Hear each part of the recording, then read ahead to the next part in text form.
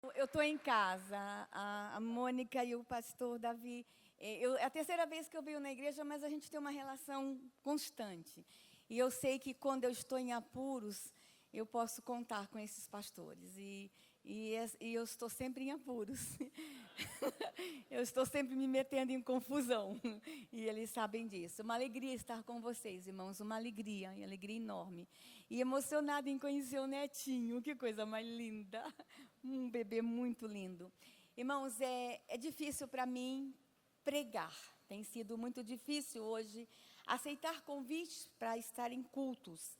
As minhas agendas têm sido, na verdade, mais para dar palestras e estar conversando com a igreja, conversando com lideranças. Mas subir em púlpito para pregar tem sido difícil, porque a minha vida tem sido uma constante guerra. E eu tenho estado ultimamente brigando muito. Eu tenho estado ultimamente brigando com aves de rapinas e chacais. Eu vivo no esgoto. E às vezes o cheiro é muito forte. Quem briga o dia inteiro com chacais e aves de rapina, às vezes exala cheiros muito fortes. E confesso para vocês que é difícil às vezes. Tem sido difícil para mim às vezes subir no púlpito. E é uma missão muito difícil. E esta semana tem sido uma semana complicada. E vocês vão entender até o final da minha ministração. Não é fácil para mim às vezes ocupar este lugar. Ocupar a tribuna. O altar é um lugar santo. E passar dias brigando, como tem sido o meu trabalho nesta nação, e subir no altar às vezes, não é fácil. E essa semana foi uma semana muito complicada. E estes dias aqui em Londrina têm sido dias complicados. Sabe o que fizeram comigo, irmãos? Tem um vereador nesta cidade, chamado Felipe Barros, me trouxe para cá, e eu estou com 18 agendas em Londrina. 18. Comecei sexta-feira de manhã na Unifil. Só ontem foram 6 agendas. Ontem eu estive na primeira igreja batista, Assembleia de Deus, estive em Rolândia, encontro com pastores. Está uma confusão a minha vida. Hoje ainda tenho mais 4 agendas em Londrina, mas está sendo muito interessante conversar com a igreja de Londrina e região. Hoje estou em Jataizinho também. Está sendo muito interessante conversar com a liderança cristã da região. Muito interessante passar algumas informações. Mas eu quero começar conversando com essa igreja, agradecendo. Pode mostrar meus slides? Agradecendo aos pastores e à igreja Nova Aliança por tudo, pelas orações nos últimos anos, especialmente pelas minhas crianças indígenas, e mostrar algumas novidades. Pode passar. Agradecer pelas orações no sentido da nossa lei para salvar crianças indígenas. Quem não sabe, nós temos 305 povos indígenas no Brasil, nós temos 800 mil índios no Brasil. Irmãos, nós temos 1.200.000 ciganos no Brasil e apenas 800 mil índios. Quem não sabe, o Brasil foi o único país do mundo que teve um presidente da República cigano. Juscelino Kubitschek era cigano. E os nossos ciganos no Brasil estão invisíveis. Precisamos dar uma atenção também para os nossos ciganos no Brasil. Crianças ciganas no Brasil são invisíveis. Sabe por quê? Porque ciganos no Brasil ainda são mentirosos, enganadores e trapaceiros. Crianças ciganas passam por nós no Brasil e são invisíveis. Crianças ciganas apanham no Brasil apenas porque são ciganas. Crianças ciganas sofrem bullying nas escolas do Brasil porque são ciganas. Consegue entender uma nação que bate numa criança só porque tem a saia mais colorida que a das nossas filhas? Vocês sabiam que as mulheres ciganas no Brasil são estupradas nas ruas e quando vão fazer ocorrências, as delegacias não fazem porque mulheres ciganas são mentirosas, enganadoras e trapaceiras? Você sabia que o dicionário brasileiro, quando você abre e você lê a palavra cigano, no dicionário português, cigano está dizendo que cigano, a palavra cigano significa mentiroso, enganador e trapaceiro? Que loucura é essa? Deixa eu dizer uma coisa. Muitos de nós, quando passamos em frente ao acampamento cigano, a gente fecha o vidro do carro, porque cigano é mentiroso, enganador e trapaceiro. Mas deixa eu contar uma coisa que poucos sabem. Nesse exato momento, na maioria dos acampamentos ciganos, está acontecendo uma escola dominical. Os ciganos estão buscando Jesus Cristo. Te dizer uma coisa, estamos com muitos pastores ciganos no Brasil. Ciganos amam Jesus Cristo. Então, a partir de agora, comecem a ter um olhar especial para os ciganos no Brasil. Os ciganos falam uma língua no Brasil, estão divididos em 3 povos. E os nossos índios falam 270 línguas, estão divididos em 305 povos. E nós temos ainda 40 povos no Brasil que ainda matam suas crianças. Nessa nação ainda nós temos, infelizmente, 1.200 crianças indígenas que são enterradas vivas por ano no Brasil. E nós temos uma luta para ajudar os povos a não matarem suas crianças. Os povos querem matar? Não. São obrigados a matar por motivações culturais. Ainda temos povos que enterram gêmeos. Quando nascem crianças gêmeas, eles não sabem, porque as crianças nascem gêmeas, acham que a alma se dividiu entre o bem e o mal, e enterram os 2 bebezinhos quando nascem vivos. Enterram logo que nascem, eles enterram os bebês vivos porque são amaldiçoados. Alguns povos enterram crianças com deficiência, alguns povos enterram meninas, quando já tem mais de 3 meninas, eles enterram a 4ª. Alguns povos enterram filhos de mãe solteira, e eu já estive com essa igreja falando sobre isso, os irmãos estavam orando, e nós escrevemos um projeto de lei para obrigar o governo brasileiro a salvar as crianças destinadas à morte. O projeto ficou 8 anos na gaveta, o governo que estava no poder não queria aprovar. Há toda uma compreensão no Brasil que isto é cultura e a gente não pode se meter, não podemos salvar, porque o índio tem o direito de matar seu filho, mas o índio não quer matar, o índio ama seu filho, índio é gente, índio tem sentimento, mãe índia é mãe, pai índio é pai índio ama a criança, mãe índio ama a criança, mãe índia ama seus filhos. E aí a gente estava lutando para salvar, para aprovar a lei, e a lei na gaveta. 2015, tinha um presidente da Câmara que decidiu brigar com a esquerda que estava no poder. Eu não sei qual foi a motivação do coração dele, mas ele estava lá no poder e ele colocou o projeto na pauta. E aí a gente pediu para a igreja orar, liguei para a Mônica, liguei para todo mundo, e o projeto foi para a pauta. Na primeira noite não passou. Os antropólogos foram para a Câmara, a FUNAI foi lá, brigou, todo mundo brigou, não passou na primeira noite. Aí o presidente disse, olha, vamos colocar de novo na pauta amanhã. Conquiste os votos, vá para o plenário, peça para os parlamentares votar a favor do projeto. Mas aí o que a gente fez na segunda noite? Levamos todas as crianças que a gente salvou para o plenário, levamos os missionários para a galeria, e eles ficaram 2 horas com a mão erguida na galeria, orando. A orientação no painel, PT contra, PCdoB contra, PV contra, PSB contra, os partidos de esquerda todos contra a aprovação do projeto. Orientação do governo contra. Pronto, perdemos, o projeto não vai passar. E o projeto era para obrigar o governo a salvar as crianças destinadas ao sacrifício. Na hora que o presidente disse, em votação, e as crianças orando, e que a gente abriu o painel, pode passar, tinha no plenário, pode passar, tinha no plenário 454 deputados presentes. Quando a gente achava que a gente ia perder, nós ganhamos com 361 votos. Projeto passou na Câmara. Governo brasileiro agora, o Estado brasileiro é obrigado a salvar uma criança que corre risco de morte por motivação cultural em aldeias. Está no Senado, não passou no Senado, porque o Senado Federal está muito ocupado, não pode voltar um projeto para salvar crianças indígenas. Está muito ocupado lá para salvar mandato de alguns, e criança indígena não tem espaço no plenário do Senado. Então, está lá parado no Senado. Mas o índio está ligando todo dia, pedindo socorro, e crianças estão sendo salvas, e vocês continuem orando, porque a gente está salvando. Estou recebendo um monte de processo, mas não tenho medo de processo, e estamos salvando criança, e os milagres estão acontecendo. Dá uma olhadinha, pode passar, dá uma olhadinha. Se a lei passar, e o presidente não é mais presidenta, a presidenta caiu, é novidade, né? Quando eu vim aqui era presidenta, agora é um presidente, a presidenta caiu, o presidente está lá, vai cair também. Aí agora, vejam só, pode passar, se ia passar, vai se chamar Lei Moadi. Moadi é mãe de Ganani. Quando eu vim aqui, eu trouxe a primeira foto dela, e Ganani já está com 14 anos, está morando com a gente. Moadi criou a Ganani até 10 meses na aldeia, e Ganani tem uma paralisia cerebral, tem um lado direito e esquerdo paralisado. O pajé mandava enterrar, ela não enterrava. Aí deu uma ventania, a maloca voou, o pajé disse que eram os espíritos bravos, mandou Moadir enterrar, Moadir fugiu. 20 horas na floresta, aí a Jocum salvou a Iganani. Aí a FUNAI entrou com uma ação contra a Jocum.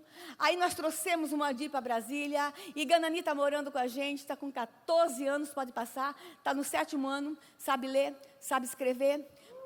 Eu estou ao vivo? Espera aí, deixa eu mandar um recado. Aqui, FUNAI. A Iganani, que ia ser enterrada viva, está lendo, está escrevendo, e para a tua raiva, FUNAI, aceitou Jesus Cristo, está morando com a gente, pode passar. Olha aqui, está com 14 anos, está no 7º ano. Aí, gente, ó, deixa eu mostrar uma coisa para vocês. A FUNAI não queria que eu mostrasse a Iganani mais na igreja. Entraram com uma liminar, que a gente não podia mais mostrar as crianças na igreja, porque não sei o quê. Aí eu não podia mais mostrar. Aí o presidente tirou todos os ministros que era da presidenta. E um dos ministros que ele tirou era o ministro das pessoas com deficiência. E colocou lá uma ministra que é evangélica, cadeirante da igreja Sara Nossa Terra. Olha as estratégias de Deus. Aí veio a Paralimpíadas. Aí alguém tinha que carregar a tocha na Paralimpíadas. Pense como Deus é estratégico. Aí a ministra tinha a honra de carregar a tocha lá em Brasília. Aí a ministra fez o seguinte, trocou o lugar dela com a Iganani.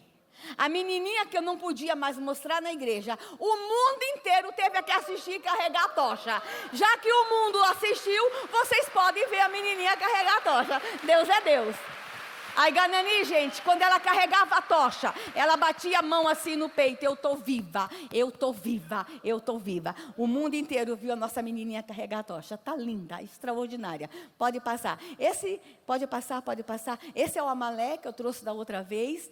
Ficou 2 horas enterrado vivo. Trouxe a foto para vocês verem como ele está lindo agora. Pode passar. Está crescendo, caçando, pescando. Olha ele aqui, 4 meses atrás. Olha só.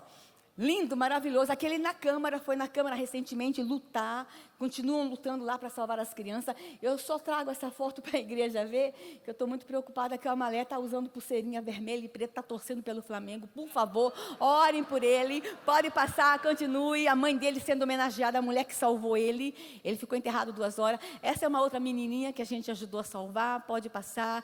Linda, especial, espetacular, pode passar. As crianças estão crescendo. Essa daqui. Eu trouxe a foto dela da outra vez, ela ficou morando 3 anos num buraco escuro, porque ela não anda. Eu trouxe essa foto porque ela agora está com 19 anos, ela agora está falando por si mesma. Na Câmara dos Deputados, foi lá, tem 4 meses, dá o testemunho dela, e ela disse lá na Câmara, eu perdoo o meu povo. O meu povo não sabia o que está fazendo. Está indo para a faculdade, olha só. Valeu a pena investir nela. Pode passar. Essa daqui que bonitinha, gente, ó. É uma das mais novinhas que a gente salvou. Pode passar. E essa é a minha filha. Olha que linda. Agora eu posso mostrar ela abertamente, porque está com 19 anos, pode passar. Ela autoriza. Não está a cara da mãe? Pode passar. Olha só, minha filha continua comendo formiga, pode passar, passa, olha só. Eu como formiga, é tão gostoso comer formiga. Olha como ela está. E eu tenho uma novidade, vou contar para vocês agora. Minha filha, dia 4 de fevereiro, foi para o seminário da Jocum. Minha filha resolveu ser missionária para trabalhar com crianças indígenas. Pode passar. E é isso. E eu quero agradecer vocês por esse tempo todo que estiveram orando pelas nossas crianças. Continuem orando. E é um novo tempo para as nossas crianças. Deus tem levantado muita gente no Brasil para nos ajudar a salvar as crianças. Nesse exato momento, a menos de 1.000 quilômetros de vocês, tem uma mãe cavando um buraco, sendo obrigada a enterrar uma criança. Vocês conseguem entender isto? Conseguem entender uma mãe de um menininho de 1 ano? Nem sempre a criança nasce com deficiência. Tem deficiência, por exemplo, como a surdez, que a mãe só descobre quando a criança está maior.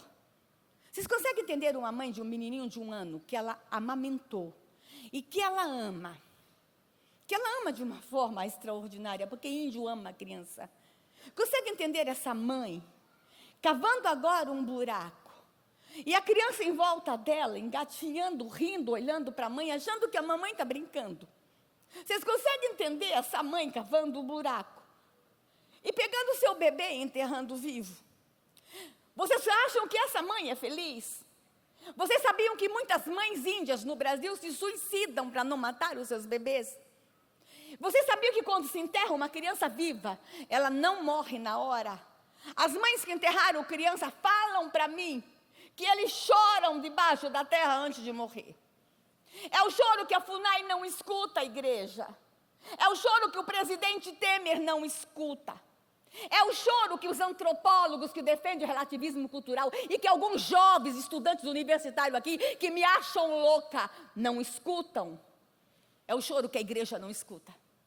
Mas é o choro que o Todo-Poderoso escuta. É o choro que o grande Tupã escuta. E o grande Tupã não suporta mais ver tantos curumins no Brasil sendo enterrados vivos. Eu consigo imaginar, irmãos, os anjos em volta de Tupã, dizendo assim: chega de ver tantos curumins no Brasil sendo enterrados vivos. A gente quer descer, Tupã. Tupã está dizendo: não, a minha igreja vai se levantar naquela nação. Chega, irmãos. Nós estamos vivendo um momento novo nesta nação. E eu tenho um recado para dizer para vocês, eu estou falando isso para todo o Brasil. O que está acontecendo nessa terra nos últimos anos não foi impeachment, coisa nenhuma. Eu estou nos bastidores do poder. Nós tiramos uma mulher do poder por causa de 2 pedaladas fiscais. É inimaginável. Quem é jurista aqui sabe. O que está acontecendo nessa terra nos últimos anos não é lava-jato coisa nenhuma. Irmãos, onde vocês já viram na história da República um senador em pleno exercício do mandato ser preso e algemado, e não era um senador qualquer, era o líder do governo. Aonde vocês já viram deputado passar o dia na Câmara e de noite dormir na cadeia, como está acontecendo hoje? Aonde vocês já viram nessa terra os maiores empresários que se sentiam dono do país estarem atrás da grade? Aonde vocês já viram prefeitos de fila indo para a cadeia? Não tem nenhum juiz super-herói, não tem nenhuma operação lava-jato acontecendo, não tem impeachment. O que está acontecendo nos últimos 3 anos nessa nação só tem um nome: libertação. Deus está transformando essa pátria. Nós estamos numa nova fase. Acredite, vocês estiveram orando por anos. O que está acontecendo talvez está incomodando alguns, mas acredite, nós estamos mudando essa pátria. Não desistem dessa pátria. Está havendo um mover nessa pátria. Acreditem nisso. Fiquem de pé, por favor. 2 Samuel 21, capítulo 1. Eu ainda vou voltar nessa igreja, irmãos. Talvez velhinha, mas muito bonita ainda. E vou mostrar outros números com relação às crianças indígenas. Eu ainda vou voltar nessa igreja. E vou dizer para vocês que nenhuma criança indígena mais está sendo enterrada viva nesse país. Porque quando eu comecei essa luta, me chamavam de louca. Tinha gente que dizia que era mentira, que nenhuma criança morria. Hoje a FUNAI já admite. Já avançamos. Hoje já conseguimos aprovar o projeto na Câmara, que dizia que a gente não passava. Mas a gente ainda vai voltar aqui, ainda vou voltar aqui. Dizer: irmãos, acabou. Os curumins estão correndo solto nas aldeias felizes. Vocês vão ver. 2 Samuel 21, capítulo 1. 2 Samuel, capítulo 21, versículo 1. Diz a palavra do Senhor: durante o reinado de Davi, houve um período de fome que durou 3 anos consecutivos. Então Davi buscou o conselho de Yahvé, que lhe disse: a fome veio por causa da atitude de Saul e de sua família sanguinária, por terem assassinado os gibeonitas. Então o rei convocou os gibeonitas e falou com eles. Ora, os gibeonitas não eram da descendência de Israel, mas remanescente dos amorreus. E os israelitas haviam estabelecido uma aliança de paz com eles. Todavia Saul, no seu zelo por Israel e Judá, procuraram exterminá-los. Davi indagou os gibeonitas: que quereis que eu vos faça? Como podereis reparar o erro cometido para que abençoeis a herança de Yahvé? Os gibeonitas responderam: não se trata de um caso de prata, nem de ouro entre nós e Saul e sua família. Tampouco é assunto que se resolva para nós por meio de um homem que deva ser morto em Israel. Replicou-lhes Davi: eu vos compreendo, o que disserdes, eu vos-lo farei.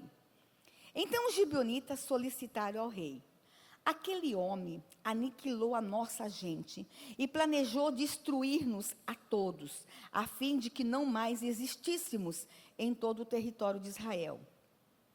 Que nos sejam entregues 7 dos seus descendentes, e nós os executaremos perante Yahvé, na cidade de Gibeá de Saul, no alto do monte de Yahvé. O rei poupou, no entanto, a Mefibosete, filho de Jonatas, e neto de Saul, por causa do juramento de lealdade feito perante Yahvé entre Davi e Jonatas, filho de Saul. Todavia o rei mandou buscar Armoni e Mefibosete, os 2 filhos de Rispa, filho de Aia. Tinha dado a Saul, com eles também, os 5 filhos de Merabe, filha de Saul, que tinha dado a Adriel, filho de Barzilai de Meolá. Entregou-os nas mãos dos gibeonitas, e estes os enforcaram no alto do monte diante de Yahvé. Os 7 foram mortos ao mesmo tempo, nos primeiros dias da colheita da cevada. Então Rispa, filha de Aia, tomou um pano de saco e o estendeu sobre si como abrigo no alto de uma rocha, desde o início da colheita até cair chuva do céu sobre os corpos. Ela cuidou para que as aves de rapina não os tocassem de dia, e os protegeu contra o assalto dos animais selvagens à noite. Quando Davi tomou conhecimento do que Rispa, filha de Aia, concubina de Saul, havia feito, então Davi foi pedir os ossos de Saul e os de Jonatas, seu filho, aos representantes dos cidadãos de Jabes-Gileade. Eles haviam roubado os ossos da praça de Bet-Sean, onde os filisteus os tinham pendurado, no dia em que mataram Saul no monte de Gilboá. Davi tirou dali os ossos de Saul e os de seu filho Jonatas, e os juntou aos que tinham sido enforcados. Então sepultaram os ossos de Saul, os de seu filho Jonatas, e os dos que tinham sido executados na terra de Benjamim, em Sela, no túmulo de Quis, o pai de Saul, na cidade de Zela, no território da tribo de Benjamim. Tudo o que o rei mandou foi feito de acordo com a sua vontade. E depois disso, Deus se compadeceu do povo e respondeu às orações em favor de Israel. Feche os olhos. Deus, me conduz agora.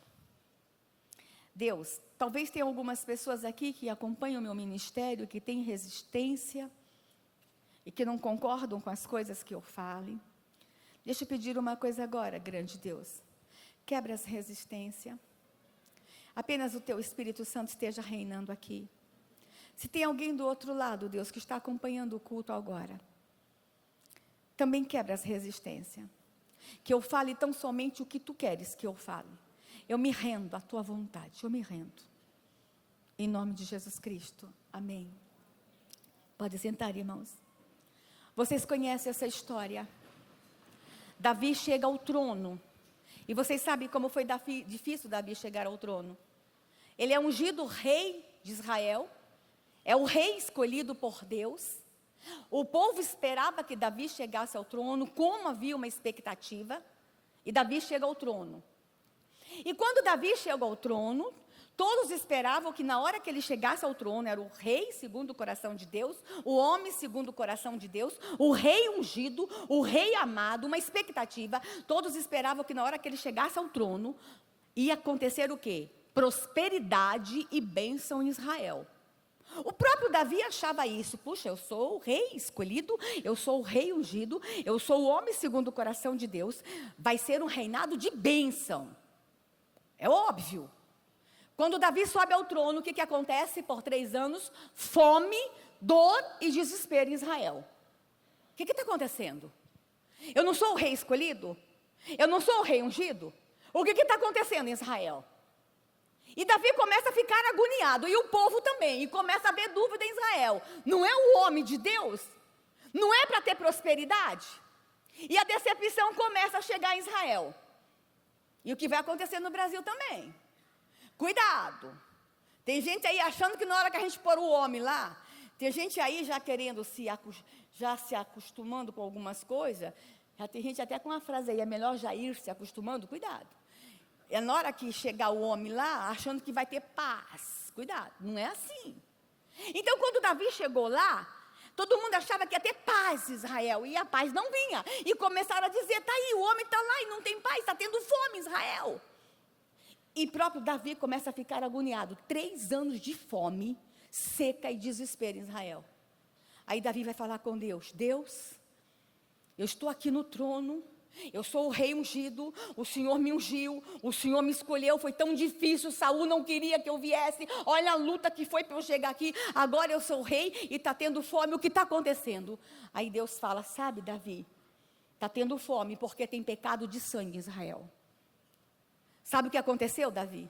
Saul matou os gibeonitas, Saul derramou sangue dos gibeonitas, ele não podia ter derramado sangue dos gibeonitas. Quem eram os gibeonitas, irmãos? Quando Josué chegou em Canaã, Josué fez aliança com os gibeonitas, que Israel nunca iria matar os gibeonitas.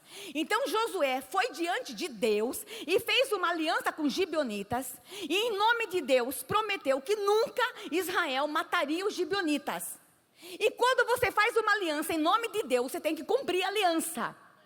Olha só, se tem alguém aqui fazendo aliança em nome de Deus, cumpra a aliança. Alianças não podem ser quebradas. E eu quero dar um recado aqui com relação a casamento. Casamento é aliança. Quando você vem aqui no altar e faz uma aliança diante do pastor, no nome de Deus, você não pode quebrar aliança. Tem gente no Brasil, tem crente no Brasil brincando com divórcio. Divórcio é quebra de aliança. Cuidado, crente, cuidado com quem está brincando com divórcio. Divórcio é quebra de aliança e o preço a ser pago é muito alto. Pronto, falei. Pronto, falei. E eu estou falando com autoridade, porque eu estou vivenciando isso. Estou divorciada e vocês não têm ideia do preço que eu estou pagando.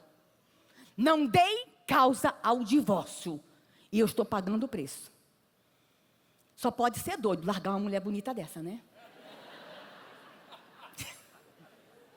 Falei.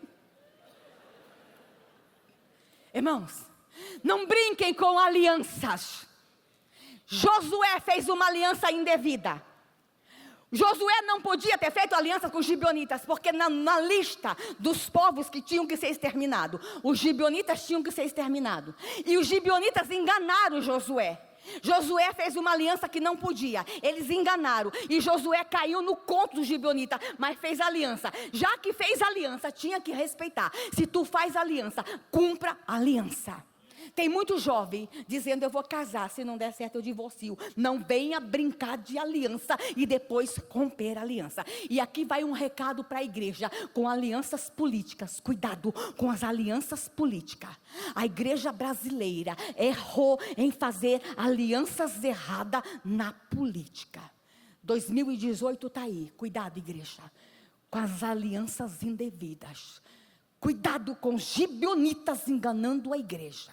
Pronto, falei. Aí agora, Saul é rei, vai lá e mata os gibeonitas. E há pecado de sangue sobre a terra. Então, se havia pecado de sangue, se houve quebra de aliança, Davi é rei, tem fome na terra. Então pronto, Davi descobriu porque estava tendo fome. Então Davi descobriu porque estava tendo fome. Davi devia ter perguntado, Deus, então o que eu tenho que fazer para acabar com o pecado? Não, o que Davi fez?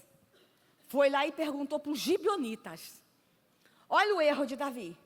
Davi, ao invés de perguntar a Deus, então tem pecado de sangue, o que eu tenho que fazer, Deus? Davi vai perguntar aos gibeonitas o que tinha que fazer para perdoar a terra. Deixa eu dizer uma coisa para vocês. Quando vocês quiserem saber todas as respostas estão em Deus. Davi não podia ter perguntado as respostas aos gibeonitas. Olha para quem ele vai perguntar a resposta. Justamente para quem estava com raiva.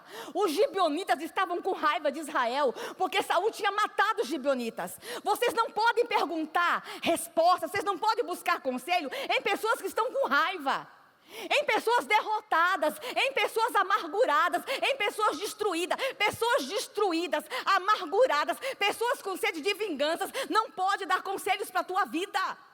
Cuidado aonde vocês estão buscando conselho. Cuidado com a fonte de conselhos para a sua vida. A fonte de conselho para a sua vida é o teu sacerdote, é o teu pastor, é o teu líder. O conselho para a sua vida, jovem, está aqui na tua igreja. É o teu líder espiritual. Não sai por aí atrás de conselhos.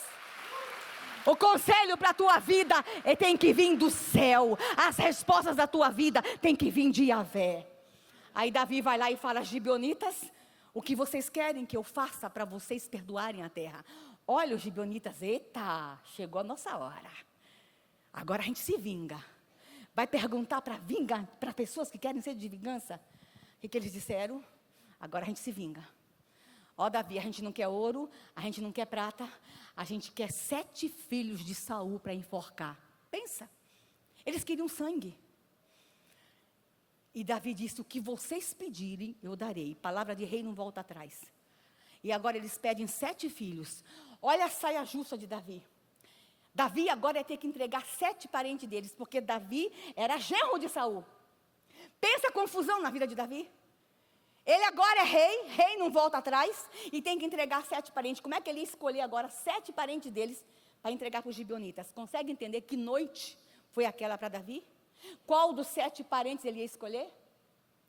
E ele escolheu 5 filhos de Merabe, que eram 5 netos de Saul, e 2 filhos de Rispa. Ele poupou os filhos de Jonatas, porque Davi tinha uma aliança de amor com Jonatas. Davi respeitava alianças.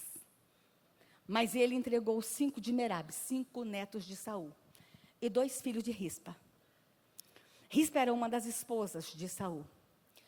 O nome Rispa vem de uma raiz que quer dizer, o nome Rispa quer dizer pedra quente. Ela é filha de Aia, que vem de uma raiz que quer dizer intocável. Ela era uma concubina, ela era uma quase rainha. Ela morava no palácio. Essa mulher podia se sentir protegida. Os filhos dela eram príncipes. Deixa eu dizer uma coisa, irmãos. Ninguém é intocável. Deixa eu dizer uma coisa. Cuidado com esses crentes que pensam: eu sou blindado, eu sou intocável.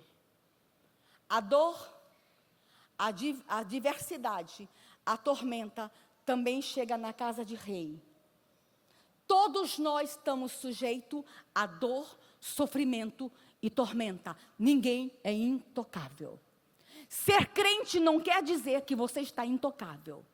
A diferença é: somos tocados, mas somos vitoriosos. Agora eu quero que vocês imaginem os gibeonitas chegando lá no palácio para levar os filhos de Merabi e os filhos de Rispa. Consegue imaginar a cara de sarcasmo dos gibeonitas quando chegam com a ordem judicial para levar os filhos de Merabi e de Rispa? Eu acho que eu estou falando agora de manhã para algumas Rispas e algumas Merabi aqui. Eu acho que alguns filhos aqui já foram levados pelos gibeonitas. Eu não sei que gibeonita nós estamos falando, mas com certeza alguns filhos já foram levados embora. Alguns já perderam os seus filhos para as drogas. Alguns já perderam os seus filhos, quem sabe, para a homossexualidade. Alguns já perderam os seus filhos para a prostituição. Até mesmo para o marxismo cultural. Alguns já perderam os seus filhos para o ateísmo. Eu não sei quem levou os seus filhos. Mas eu não sei como você reagiu quando os seus filhos foram levados. Alguns já perderam os filhos até para uma ordem judicial. Perderam uma batalha judicial pela guarda dos seus filhos. Quando Rispa estava lá no palácio, seus filhos foram levados com uma ordem judicial. E era uma ordem de execução. Rispa tinha todo o direito de gritar, de berrar, de xingar Davi. Meu parente está levando o meu filho para a forca. Mas ela sabia que ordem judicial, ordem de rei, não se discutia, tinha que ser cumprida. O que Rispa fez? A atitude daquela mulher é uma atitude incrível. Ela engole a sua dor e fala o seguinte: eu vou junto, são meus filhos. Uau! A atitude daquela mulher é incrível, irmãos. Filhos, mamãe vai junto com vocês. Mamãe não vai deixar vocês morrerem sozinhos. Mamãe vai junto. Estamos indo junto com nossos filhos? Ou estamos desistindo dos nossos filhos por muito pouco? Eu estou andando pelo Brasil, eu estou vendo pais desistindo de filhos por muito pouco desta nação. Eu estou vendo mães desistindo de filhos porque o filho escolheu a nora que ela não quis. Eu estou vendo mães que há anos não ligam para o filho porque não gosta da cara da nora. Quem é o gibeonita que levou o teu filho embora? Entrega teu filho de graça, mãe. Entrega tua filha de graça, pai. Eu não falo com meu filho porque ele virou gay. Entrega teu filho de graça. Entrega. Deus me manda vir nessa igreja hoje para dizer: pai e mãe, não desista do teu filho. Deus me manda, vá falar hoje ao vivo. Tem pai e mãe aí desistindo de graça do seu filho. Deus está me mandando vir nessa igreja seguinte: não desista dos teus filhos. Aquela mãe disse: ó, mamãe vai junto. Mamãe não vai deixar vocês sozinhos. Irmãos, eu tenho certeza que a decisão daquela mulher fez uma diferença. Aqueles filhos foram confortados com a presença da mãe na hora da execução. Consegue imaginar aqueles meninos sendo carregados por aqueles homens raivosos, morrendo de rir porque iam enforcar os filhos de Saul? Príncipes amados, meninos que correram felizes no palácio, meninos que foram nanados por aquela mãe amada. Consegue imaginar agora eles sendo alçados na forca? Eu acho que aquela mulher ficou debaixo da forca. Eu acho que aquele troca de olhar entre ela e os filhos trouxe conforto para aqueles meninos na hora da dor. Eu acho que ela ficou assim: ninguém toca em mim, eu vou ficar olhando para eles. Mamãe está aqui, ó, olha para mamãe. Vai doer, mas olha para mamãe. Mamãe está aqui, mamãe não vai embora, mamãe está aqui. Essa cena me lembra de uma outra mãe diante da cruz. Oh, a gente fala tanto da morte de Jesus na cruz. Jesus, quando estava pendurado no madeiro, irmãos, Jesus proferiu 7 palavras. Leiam sobre isso. Mas tem uma das palavras incríveis. Ele já estava com muita dor. Quando a gente fala da morte de Cristo, a gente fala de uma forma romântica, mas não teve nenhum romantismo ali. Teve dor, crueldade, muita dor. Ele foi chicoteado, ele foi humilhado, ele carregou peso nas costas. Ele foi cravado, havia uma coroa de espinho, muita dor. E na hora que ele já estava agonizando, ele olha para debaixo da cruz, ele vê Maria. Ele podia apenas ter olhado para Maria, mas ele para, ele aguenta um pouco mais a dor, ele respira fundo. Ele podia ter se entregue, mas ele não podia ir para o céu sem cuidar de Maria. Jesus era apaixonado pela mãe. Deixa eu dizer uma coisa aqui: Jesus é apaixonado pelas mães. Jesus tem uma relação especial com mães. Vocês não têm ideia do amor que Jesus tem por mães. Gente, Deus podia ter feito Jesus assim pronto, te mandado para o planeta Terra para morrer na cruz. Mas Jesus preferiu passar pelo útero materno. Jesus queria entrar no útero materno. Jesus conhece o batimento cardíaco de uma mãe. Jesus conhece as emoções de uma mãe. Portanto, mãe, deixa eu dizer uma coisa: Jesus responde oração de mãe. Jesus conhece coração de mãe. Jesus sabe as emoções de uma mãe. Mães, não desistam de falar com Jesus. Jesus ouve mãe. Jesus tem relação íntima com mãe. Jesus lá da cruz, ele para, respira fundo e diz o seguinte: mãe, eis aí o teu filho. Ele podia ter ido para o céu sem aquela palavra. Quando ele olha para Maria, ele fala: mãe, eis aí o teu filho. Ele está dizendo: mãe, está doendo. Eu sei que está doendo, você me vê aqui, mãe, desfigurado. Mas eu não posso parar, mãe. Eu tenho que continuar, mãe. Porque lá em Londrina, daqui 2000 anos, tem um povo que precisa que eu fique aqui na cruz. É por causa deles, mãe. Está doendo, mãe, em você. Aí ele olha para o filho amado e diz assim, para o discípulo amado: filho, eis aí tua mãe. Ele está dizendo: João, por favor, tira a minha mãe daqui. João, cuida da minha mãe. João, abraça a minha mãe. João, protege minha mãe. João, eu vou para o céu, mas cuida da minha mãe. Minha mãe não pode ficar sozinha. Ele não podia ir para o céu sem proteger Maria. Agora está a rispa diante da forca, vendo os filhos pendurados. E os filhos são enforcados. Aquela mulher podia ter ido embora chorando, gritando, berrando. Ela ficou ali, vendo os filhos pendurados. E ela espera os filhos serem sepultados. Havia uma lei naquela época que depois que os meninos eram mortos, depois que os enforcados eram mortos, eles tinham que ser sepultados até 5 horas da tarde. Os gibeonitas eram tão malvados, irmãos, tão cruéis, que não sepultaram os meninos. A vingança tinha que ser a pior. Não sepultaram. E o sepultamento naquela época, irmãos, era um cerimonial importante, porque o povo tinha que chorar. Eles só fechavam o luto depois do sepultamento. Mas eles tinham que ser cruéis com Saul e com a família de Saul. Não sepultaram. Ela foi embora chorar? Não. O que Rispa fez? Ficou debaixo da forca. Uma noite? Não. 2 noites, esperando o sepultamento? Não. Pelo cálculo da Bíblia, ela ficou 2 meses e meio debaixo da forca, esperando sepultar os filhos dela. Sabe o que ela fez? Vocês leram comigo. Ela mandou buscar um saco. Fale comigo, saco. E todas as vezes que a gente vê saco na Bíblia, quer dizer arrependimento. Ela mandou buscar um saco e colocou em cima da rocha. Fale comigo, rocha. Rocha é Jesus. E ela ficou por 2 meses e meio em cima de uma rocha, vestida de saco, protegendo os corpos dos filhos, para que nenhuma ave de rapina comesse os filhos de dia, e nenhum chacal comesse os corpos dos filhos de noite. 2 meses e meio. Aí vocês falam assim: pastora, e aí quando enforcaram, acabou a fome em Israel? Não. Mas depois que se vingaram, acabou a fome em Israel? Não. Sabe por quê? Porque Deus não queria mais sangue. Deus não queria vingança para acabar com a fome em Israel. Sabe o que Deus queria para acabar com a fome em Israel? Arrependimento e humilhação. Vou contar para vocês. Rispa ficou ali 1 noite, 2 noites, 2 meses e meio, ela não dormia. Quando uma ave de rapina via de dia para comer o corpo do filho, ela pegava um pau, ela corria atrás e dizia: no corpo do meu filho você não toca, são meus filhos. Vocês conseguem entender que cena era aquela, irmãos? Vocês conseguem entender? Depois de 2 dias, a água começa a descer do corpo, o cheiro é forte. Vocês ficariam no lugar daquela mãe?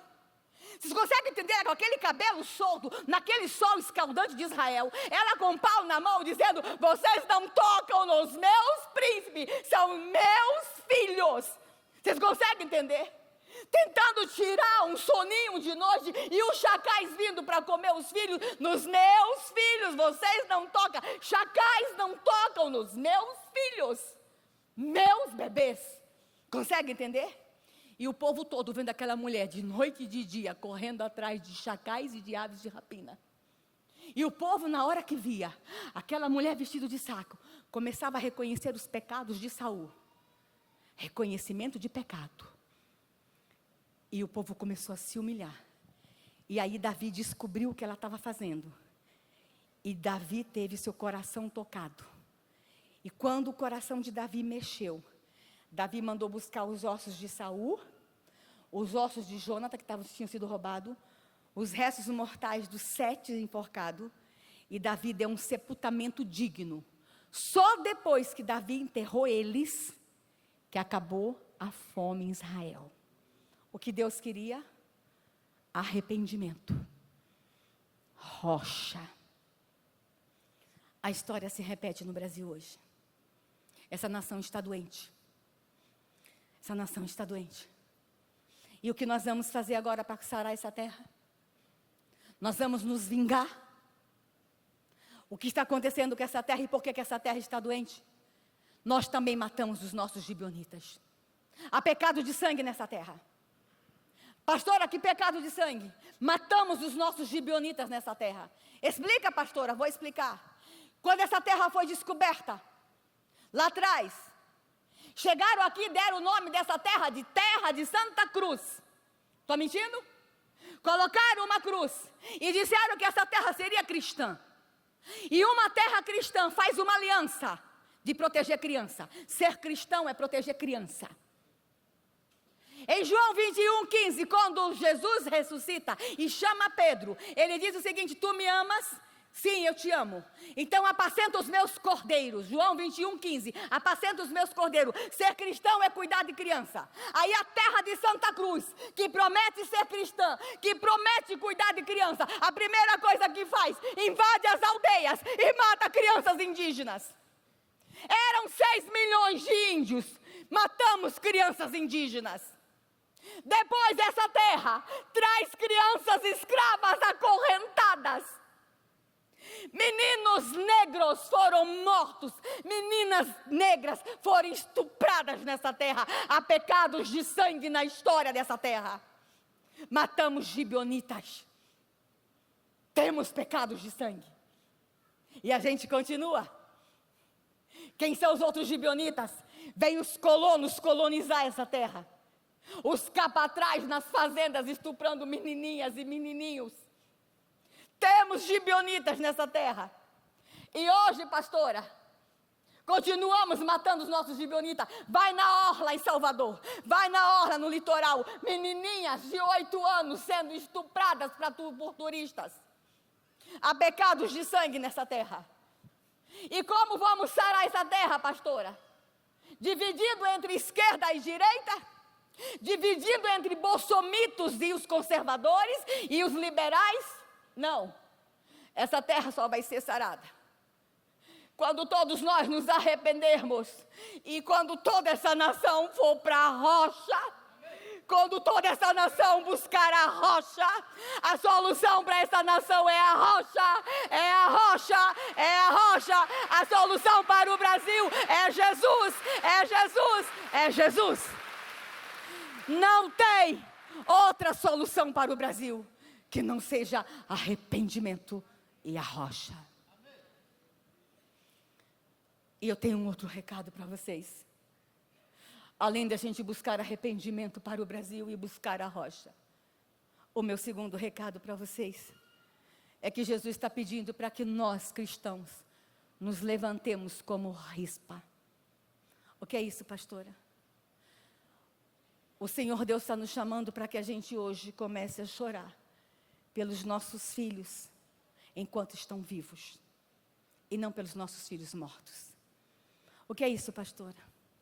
As aves de rapina estão atrás dos nossos filhos hoje vivos. Os chacais estão atrás de nossos filhos hoje, não são mortos, são vivos. Abre meus slides. Nunca as aves de rapina estiveram tanto atrás de nossas crianças como hoje.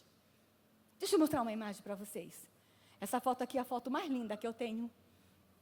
Essa menininha, esse menininho, quando nasceu, o pai foi tirar foto de um parto, tirou a foto da mãe. Mas quem sorriu foi o bebê. Ai, que lindo, lindo.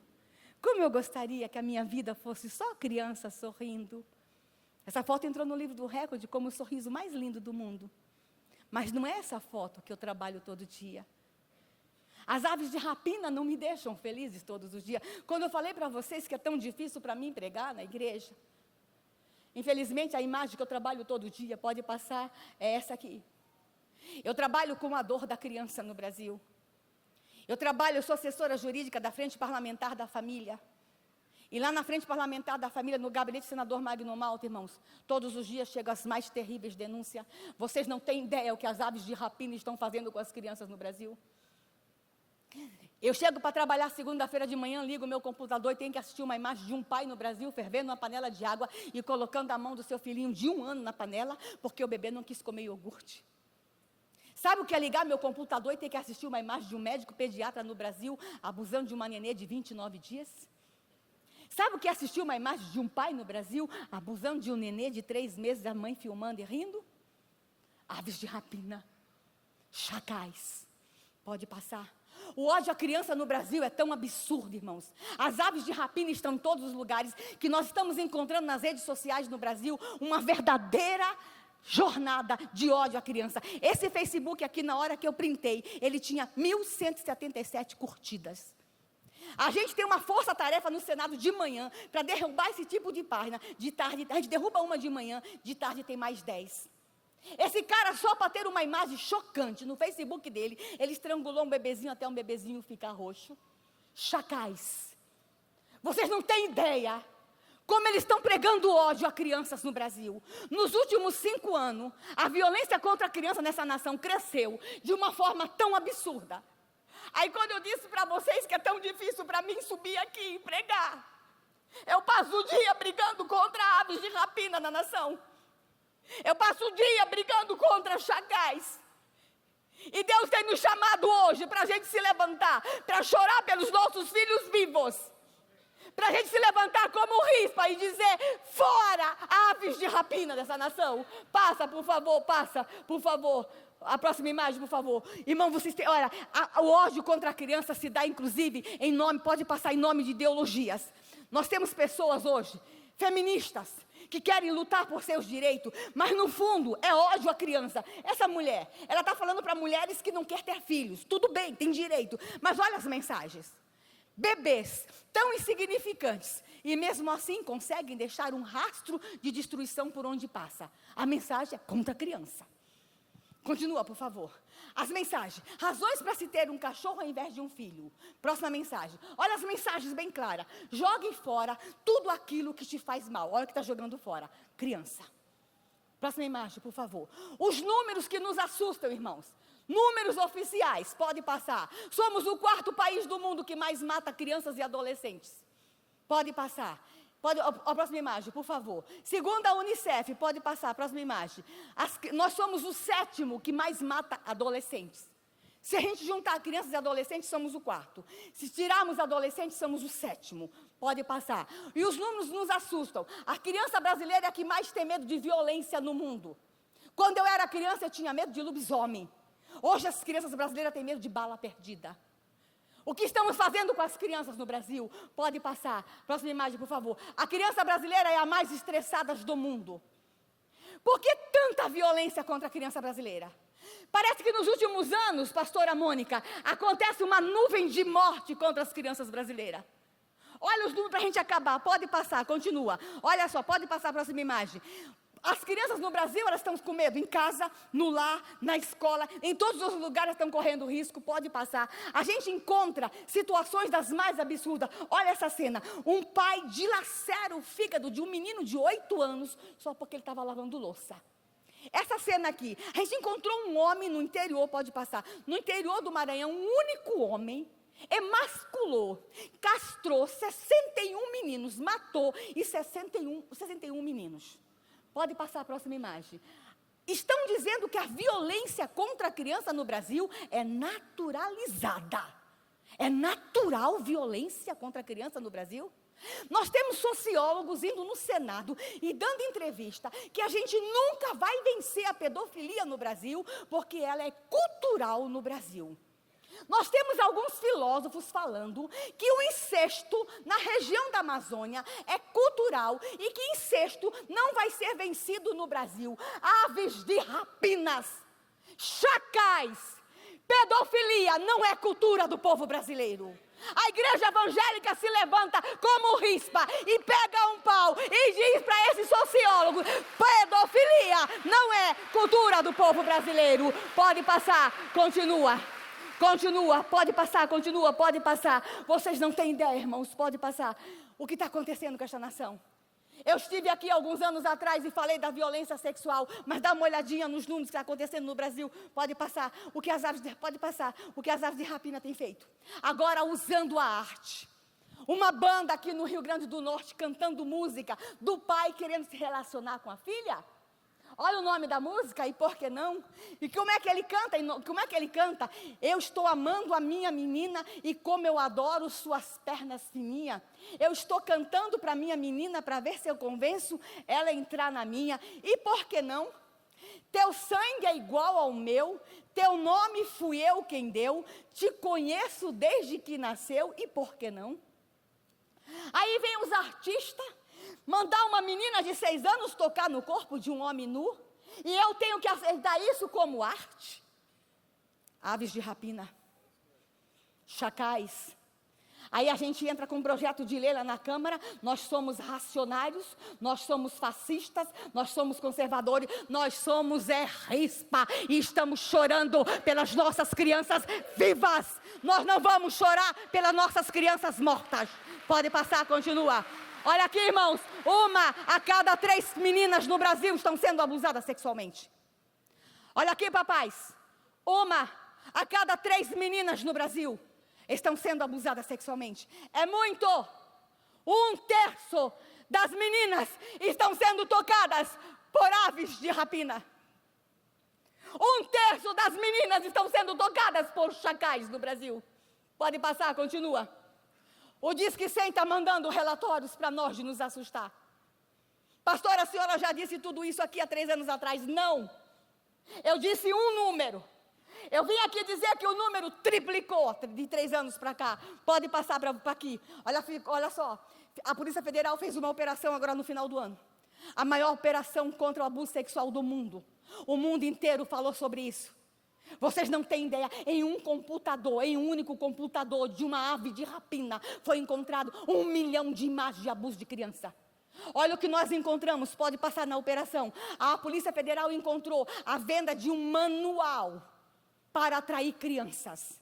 Esse manual custa R$1.000, vendido com cartão de crédito na internet, de como atrair os seus filhos, inclusive papai e mamãe que estão aqui. Papai e mamãe, não subestime as aves de rapina. Papai e mamãe que está dando celular para a criança com 7 anos, com acesso ilimitado na internet. Cuidado, papai e mamãe que estão aqui, papai e mamãe que estão me assistindo na internet. Não subestime os chacais. Não subestime as aves de rapina. Pegue um pau e fale o seguinte: meu príncipe e a minha princesa vocês não tocam. Papai e mamãe que não têm acesso à senha da internet do adolescente de 14 anos. Aí alguns vão dizer aqui, pastora, é invasão de privacidade. Enquanto come do teu feijão e mora na tua casa, você tem que ter a senha da internet. Yes! Yes! Estou acabando. Pode passar. Olha aqui, irmãos. Eu estou encerrando. Quando eu falo de ave de rapina, eu não tenho outra forma de falar. Chegou para nós agora no Senado o relatório dos abusadores. 40% das crianças que estão sendo abusadas no Brasil têm de 0 a 11 anos. O que é isso? 0, sim. Meses, não. Dias. A menina mais jovem que eu tinha visto sendo abusada, irmãos, tinha 29 dias. Agora chegou para nós do Senado a imagem de uma menina de 22 dias. 22 dias. Nos últimos 3 anos, cresceu de uma forma absurda o número de abusos de bebês no Brasil. Dá uma olhada nisso daqui. Prendemos um médico em Manaus, que ele estava no motel com uma nenezinha de 7 meses. A próxima imagem, por favor. Aqui no Rio Grande do Sul, o único pedófilo que nós prendemos, ele estava no celular dele com 56 vídeos de estupro de bebês. Um vídeo de abuso de criança custa R$1.000. Mas se for estupro de bebês, chega a custar R$50.000 no Brasil. Aves de rapina, chacais. Vocês não têm ideia o que está acontecendo com as crianças no Brasil. Levante-se, rispas. Levante-se, homens e mulheres no Brasil, com coragem de dizer: nos meus príncipes vocês não tocam. Nas minhas crianças vocês não tocam. Pode passar, por favor. Olha só. Agora a gente recebeu um relatório, irmãos. O Brasil é o pior país da América do Sul para ser meninas. Quem é pai e mãe de menina aqui? Fuja do Brasil. Pior país da América do Sul para se criar meninas. Mas vou dizer uma coisa. Eu vou voltar nessa igreja e eu vou exibir o outro relatório. O Brasil vai ser o melhor país da América do Sul para ser menina. Como, pastora? Como?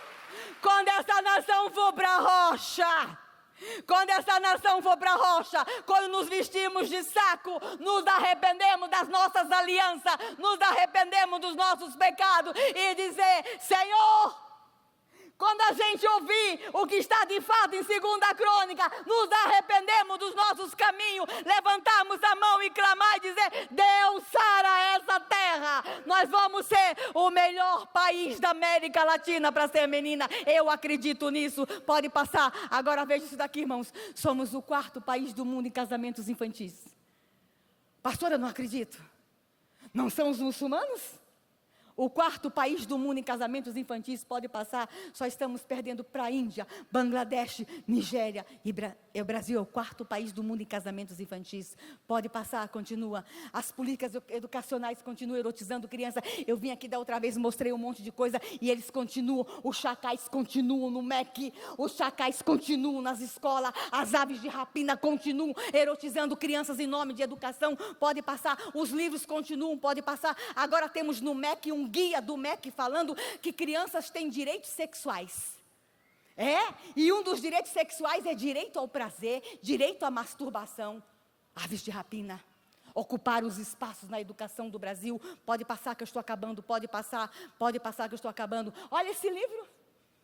Com todo respeito à escritora premiadíssima, olha as mensagens do livro que alguns de vocês compraram, pode passar. O livro se chama Bolsa Amarela para crianças de 4 anos, olha o que diz o livro. Eu sou tão bonita que não preciso trabalhar nem estudar. Tem homem assim querendo me sustentar, posso escolher à vontade.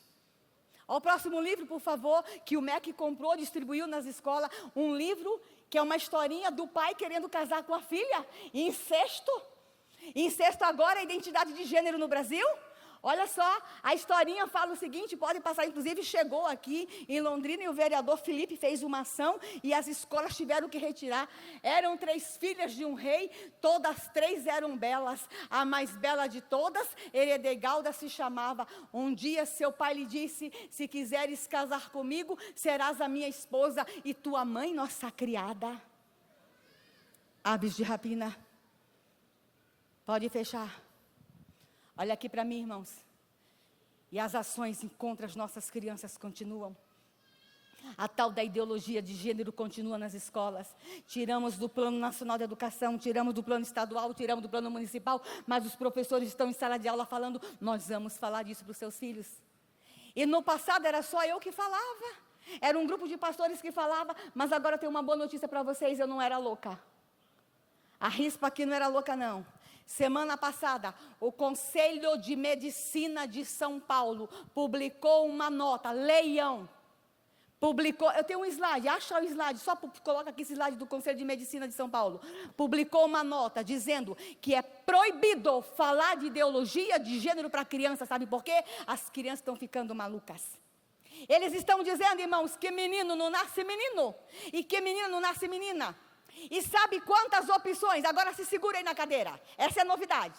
Sabe quantas opções de gênero estão dizendo para os seus filhos nas escolas do Brasil? Todo mundo achava que eram só 12. 70 opções de gênero estão dando para suas crianças no Brasil. 70. E uma delas estão dizendo para as crianças no Brasil que elas podem ser pansexuais. Sabe o que é pansexual? É a pessoa que se apaixona por tudo e por todos. Ouviram o que eu falei? Pansexual é a pessoa que se apaixona, que se relaciona com tudo e com todos. Com tudo e com todos. Aqui os médicos dos Estados Unidos, pediatra, já se levantaram contra a ideologia de gênero. Agora os médicos de São Paulo, Conselho Regional de Medicina de São Paulo, já se levantaram contra a ideologia de gênero. Olha lá. Amém. Amém. Não é só a igreja, a medicina também se levantou. Usem essa matéria, espalhem. Olha aqui, irmãos. Pansexual, o que se apaixona por tudo e por todos. Uma pergunta: atrás de tudo está animais? Atrás de todo está criança? Será que eles chegaram onde queriam com outro nome? Será que zoofilia vai ser pansexualidade? Será que a exposição do Quer Museu de homens com cabra não é zoofilia, é pansexualidade? Será que não é tudo articulado? Se for as aves de rapina, fiquem sabendo que as rispas estão se levantando no Brasil. Olha aqui, irmãos, para encerrar, deixa eu dizer uma coisa. Volte para casa como rispa e diga o seguinte para seu menino: menino, tu és menino. Volte para casa e diga para sua menina: menina, tu és menina. Pastor, vou te dar uma dica. Faça aqui na igreja chá de boneca para suas meninas. Mães, traga suas meninas para a igreja com boneca, porque menina brinca de boneca e menino brinca de carrinho. Deixa eu dizer uma coisa para os jovens da igreja: faça carrinho de rolimã e venha brincar de carrinho de rolimã na igreja com menino, porque menino brinca de carrinho de rolimã, menino brinca de bola, porque menino é menino. Deixa eu dizer uma coisa para as irmãs: irmãs, vista as suas meninas de cor de rosa, porque menina veste cor de rosa e menino veste azul. Guerra é guerra, vamos todo mundo para a guerra. Menino é menino e menina é menina. Olha aqui, pastor, faça culto da princesa, mande as meninas vir de coroa para a igreja, porque os ideólogos, as aves de rapina, os chacais estão dizendo que não é para a gente chamar menina mais de princesa, mas menina cristã é princesa, porque menina cristã é filha de rei, e filha de rei é princesa. Guerra é guerra, as aves de rapina não vão confundir nossas crianças. Olha aqui, as irmãs aqui do louvor, por favor, cuidado com a neutralidade da roupa. As crianças que estão sentadas ficam apaixonadas por vocês. Esses meninos da bateria, vocês não têm ideia, pergunta para os pais. Os meninos em casa ficam tudo imitando vocês. Os meninos da guitarra, é ou não é, irmãos? As crianças em casa ficam tudo imitando vocês. Então vocês, meninos do louvor, quando descer, que vê uma criança, bate na mão dele e fala assim: cara, tu é macho. Meninas do louvor, essa menina aqui, fica em pé, por favor. Essa menina estava muito feminina. As meninas do louvor, mesmo que vocês subam aqui de calça, subam feminina. Põe um laço cor-de-rosa, põe uma flor cor-de-rosa. Sabe por quê, irmãos? Fale comigo, sempre tem uma criança por perto. Fale comigo, sempre tem uma criança por perto. Subam de um cintinho cor-de-rosa para a menina que está na igreja querer ser feminina como você. Guerra é guerra, vai todo mundo para a guerra, todo mundo vai ser rispa, ninguém vai confundir as nossas crianças. Uau! Pastor, estou acabando. Quando você for consagrar um menino agora, por favor, pastor, se for menino, tu vai pegar o menino no colo. Os pastores que estavam aqui, tu vai pegar o menino no colo e a igreja vai ficar de pé. E tu vai dizer: tu és menino, e a igreja vai dizer amém. E ninguém vai confundir a tua identidade sexual, e a igreja vai dizer amém. Uau! Eu vou encerrar, irmãos. Talvez alguns de vocês vão dizer assim: pastora, a senhora é brava. Sou. Sabe por que eu sou brava, irmãos? Alguns já me ouviram pregar. Eu sou brava porque uma ave de rapina me pegou. Aos 6 anos de idade, uma ave de rapina me pegou, e eu sei o que dói ser alcançada por uma ave de rapina. Eu só tinha 6 anos de idade quando eu fui barbaramente estuprada. Agora vocês vão entender. Aquele cara diz que é pansexual.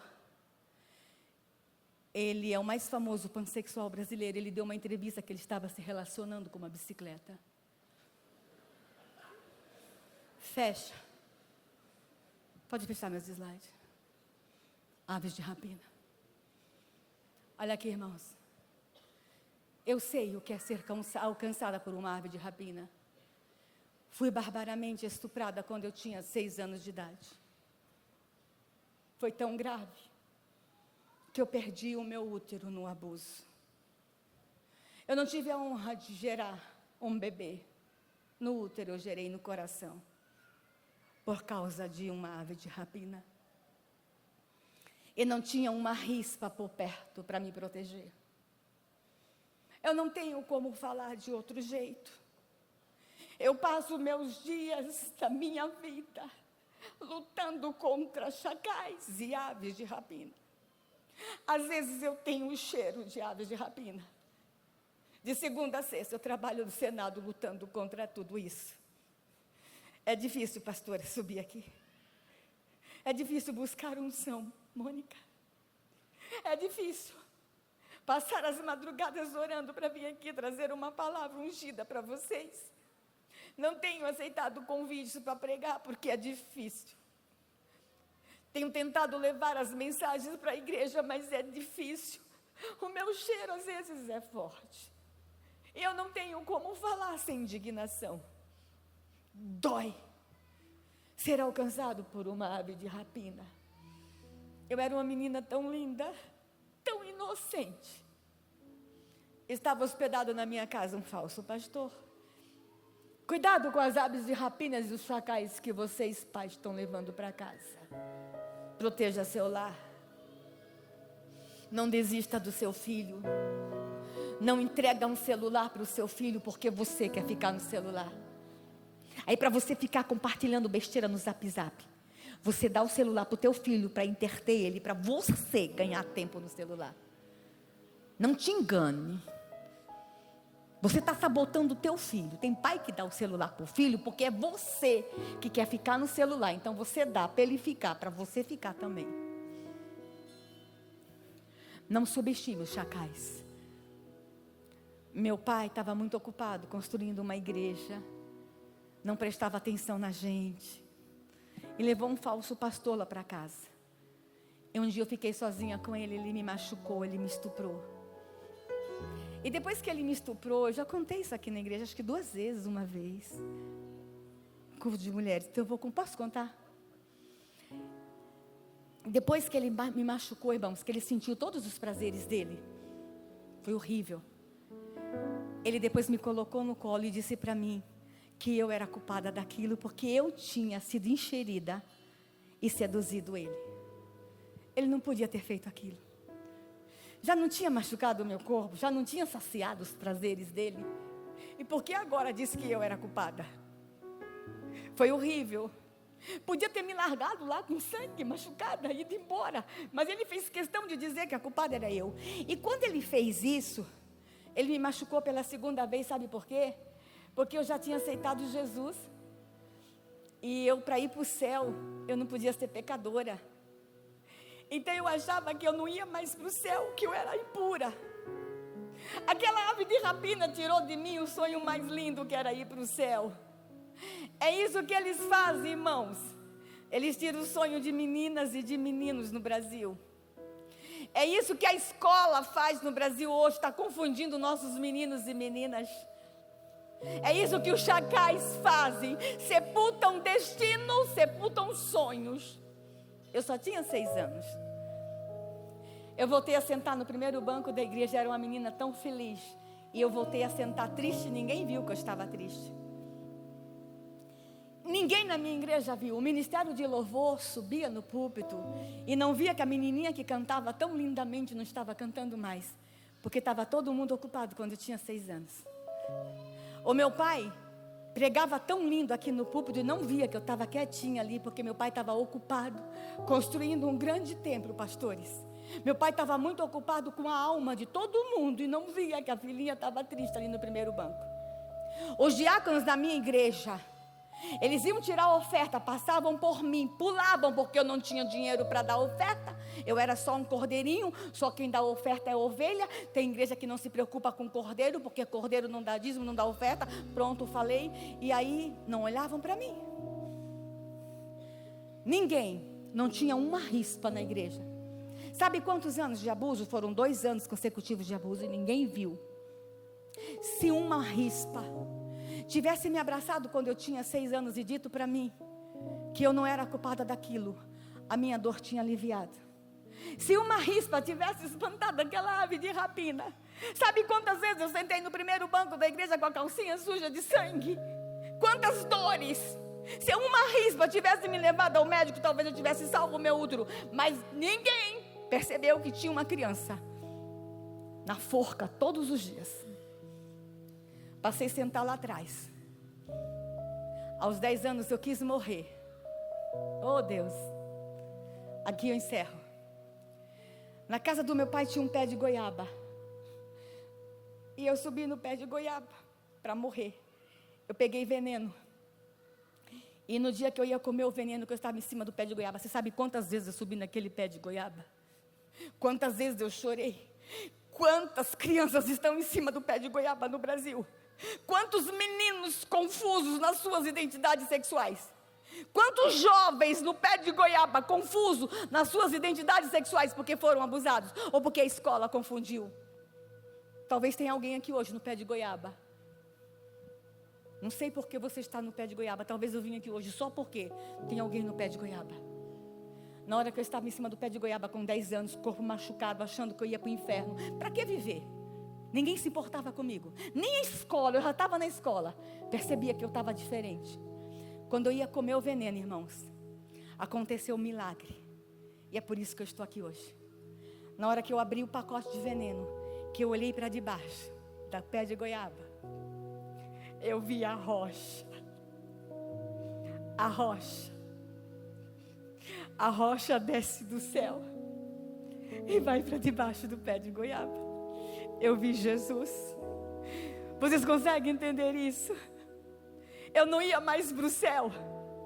E a rocha desce do céu e vai para debaixo do pé de goiaba. Eu vi Jesus aos 10 anos debaixo do pé de goiaba. Vocês podem achar que eu era louca. Vocês podem achar que eu estava maluca. Vocês podem falar o que quiserem. Mas eu sei o que eu vi debaixo do pé de goiaba. Era o meu Senhor. Foi lindo. Foi um encontro lindo. Aí eu olhava para Ele. Eu estava tão emocionada, irmãos. Eu estava tão emocionada que eu olhava para Ele. Ele era lindo. Aquela barba, aquela imagem que criança tem de Jesus. As rispas não se levantaram, mas Ele desce do céu. Se vocês não se levantarem, Ele vai descer do céu. Ele vai descer.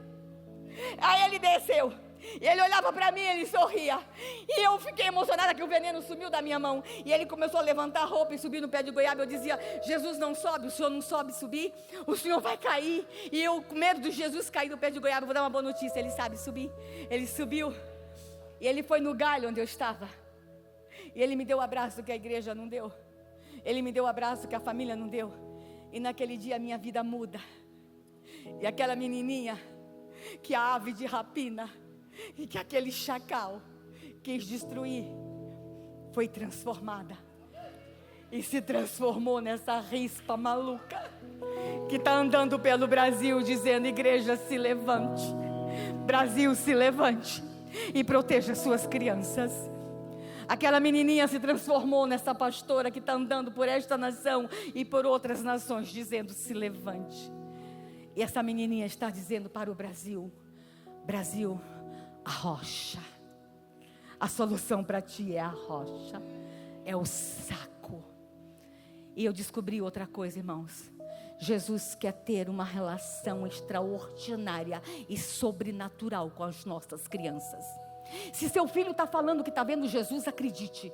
Se seu filho está falando que está vendo anjos, acredite. Jesus se revela para a criança. Jesus se revela para a criança. Fique de pé, por favor. Fica de pé. Se tem alguém aqui que está desistindo do seu filho hoje, tome atitude de rispa. Volta para casa, liga para o teu filho, fecha os olhos.